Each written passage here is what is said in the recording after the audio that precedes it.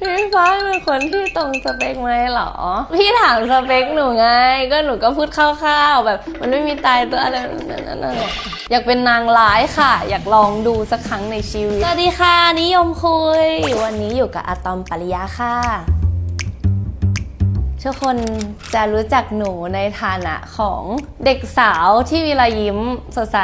ตอนนี้ก็ได้มาเป็นนักแสดงเต็มตัวแล้วค่ะอยู่กับฟาเบลเอนเตอร์เทนเมนต์หรือว่าพาร์ทเนอร์ของหนูนะคะก็คือพี่ฝ้ายพิรยานั่นเองที่ทุกคนชื่นชอบนะคะรวมถึงตัวหนูด้วยก็ฝากตัวด้วยนะคะอะตอมหรือต้วมชอบชื่อไหนมากกว่ากันหนูชอบทุกชื่อที่ทุกคนตั้งให้หนูเลยอะหนูเลือกไม่ได้จริงๆอยู่ที่ว่าบริบทนั้นใครอยากจะเรียกแบบไหนอะตอมก็พ่อแม่ตั้งให้เราก็ต้องชอบอยู่แล้วเพราะว่ามันเป็นชื่อที่อยู่กับเรามาตั้งแต่เกิดส่วนต้วมเนี่ยหนูก็ไม่รู้ว่าความหมายมันมาจากอะไรเพราะว่าชื่อนี้จริงๆแล้วพี่ฝ้ายเป็นคนตั้งให้อยู่ๆพี่ฝ้ายก็บอกทุกคนจะเรียกน้องว่าต้วมนะหนูก็เลยกลายเป็นชื่อต้วมมาโดยปริยายแต่พอแฟนคลับหรือว่าพี่ๆเพื่อนๆทุกคนเรียกหนูว่าต้วมหนูรู้สึกว่าเฮ้ยอะตวมเพี้ยนเป็นอะต้วมมันดูแบบต้วมน่ารักมากแต่ถ้าชื่อเต็มก็คือตุ้มต้วมค่ะที่พี่เขาชอบเรียกพูดถึงรอยยิ้มของอะตอมใช่ไหมคะพื้นฐานชอบยิ้มอยู่แล้วรู้สึกว่าการยิ้มมันทัชใจมากๆแล้วมันเป็นโพสิทีฟมากๆเราเลยอยากจะส่งความสดใสความโพสิทีฟของเราไปให้กับทุกคนเพราะเราก็ไม่รู้ว่าวันนั้นเป็นแบดเดย์ของใครหรือเปล่าการที่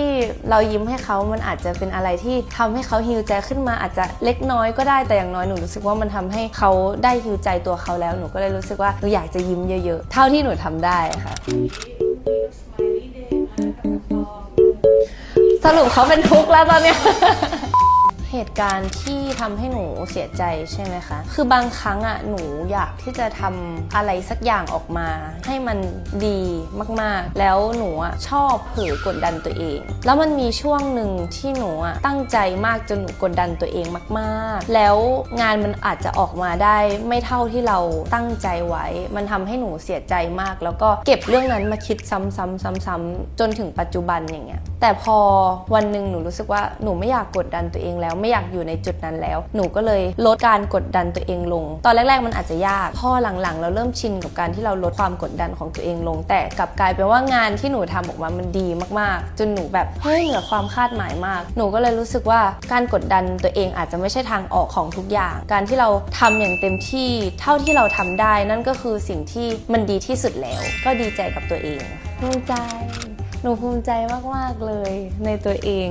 ที่โตมาได้ค่ะหนูดีใจมากๆมองตัวเองเป็นคนแบบไหนเหรอคะหนูรู้สึกว่าหนูเป็นคนอะไรก็ได้กินอะไรก็ได้อยู่ที่ไหนก็ได้ไปไหนก็ได้เป็นคนชิลมากๆทำอะไรทำไม่ได้มีกฎเกณฑ์ตายตัวเลยรู้สึกว่าเป็นคนไม่ชอบแบบแผนชอบใช้ความรู้สึกนำทางมากกว่าหนูร้องเพลงของหนูเองละกันที่เป็นเพลงประกอบซีรีส์ Broken of Love Would You Be Mine ค่ะ Let me hold you close don't let go tonight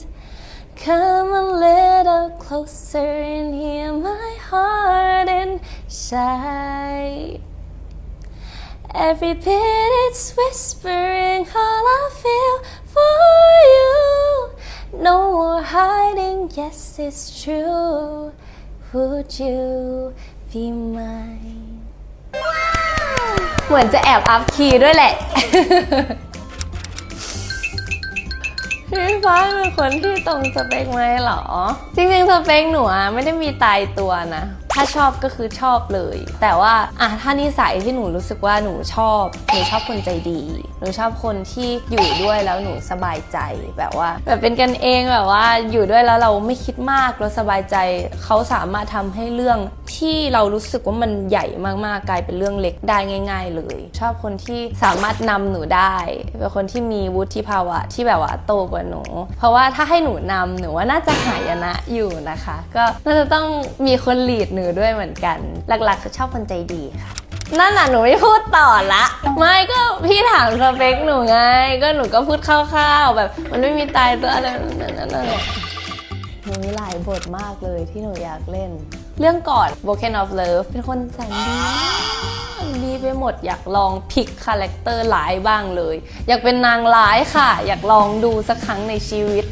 ไม่อยากเป็นแล้วนางเอกอยากเป็นนางร้ายแล้วก็อีกอย่างหนึ่งก็คืออยากเล่นคอมเมดี้ค่ะรู้สึกว่าโรแมนติกคอมเมดี้น่าจะเป็นอะไรที่คนเสพง่ายเพราะว่ามันทำให้กระชุ่มกระชวยหัวใจแล้วดูแล้วรู้สึกว่าผ่อนคลายตัวหนูเองถ้าเล่นหนูก็คงจะรู้สึกผ่อนคลายเหมือนกันแต่ว่าน่าจะหลายเทคอยู่เพราะน่าจะขำเหมือนกันตลกไหมหนูไม่รู้ว่าหนูเป็นคนตลกไหมแต่หนูคิดว่าบทน่าจะส่งให้เราขำมากกว่าถ้าได้เล่นจริงๆก็ต้องเป็นกำลังใจให้ตัวเองให้ห้ามขำค่ะแปลกๆนะเนี่ยหนูชอบอยู่ในสภาพแวดล้อมที่มันตลกขำขันละกันเพราะว่าทำงานมาเราก็อยากจะอยู่กับอะไรที่มันทำให้เราแบบหัวเราะได้จอยๆสนุกสนานอย่างอยู่กับแฟนคลับอย่างเงี้ยก็ทำให้เราตลกได้ทำให้เราสนุกสนานได้ส่งมีมอะไรมาให้ดูหนูดูหมดนะเมาส์อะไรหนูดูหมดนะคะนี่ถ้าเป็นวันว่างๆหนูก็อยู่บ้านนอนกินดูหนังฟังเพลงใช้ชีวิตเหมือนคนธรรมดาทั่วไปเลยค่ะแต่ว่าถ้าสมมุติว่าสถานที่ที่ชอบไปทะเลเพราะหนูเป็นคนที่ชอบดูพระอาทิตย์ตกมากๆชอบทะเลชอบกลิ่นทะเลชอบเสียงคลื่นก็เลยพอไปทะเลแล้วรู้สึกว่าเอ้ยเราเป็นตัวเองมากๆหรือว่าหนูอาจจะเป็นนางเงือกหรือเปล่า ไปเรื่อยไหม